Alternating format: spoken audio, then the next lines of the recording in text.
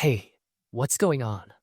So the Silksong update people are talking about, the one being labeled as version 1.10, comes across like one of those patches that seems simple on the surface, but ends up touching a ton of the game once you actually read through everything. What also stands out is the way this patch tightens up movement and combat behavior. Soar can now be used through the top scene exits, which is a pretty big quality of life adjustment for players moving through the world and chaining routes together more smoothly.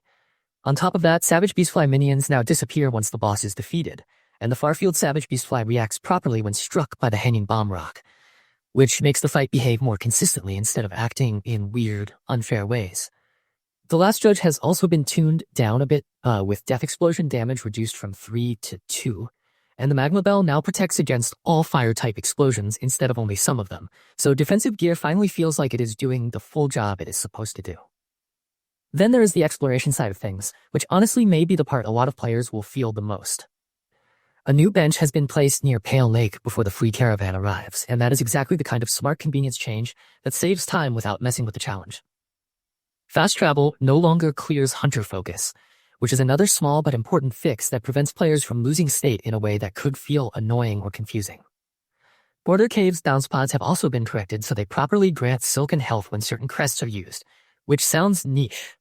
But in practice, it matters because those little interactions are the kind of thing players rely on without always noticing until they break.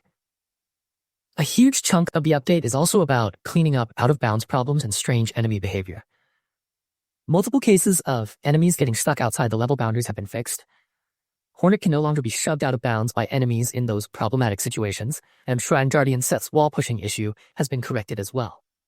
Lace in the Cradle has been brought back inside the intended fight space too, along with rare behavior fixes tied to that encounter, so the game should feel a lot more stable when bosses start throwing chaos at you.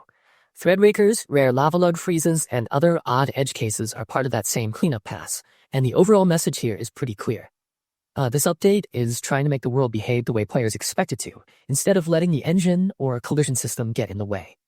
The tool and equipment fixes are also worth calling out, because they help the game feel more reliable moment to moment. Certain tools were unintentionally allowing down bounce in situations where they should not. Snitch Pick was missing its third damage hit during memories, Wood Wasp had collider timing and respawn issues, and Tool Quantity could fail to update correctly after removing Shell Satchel.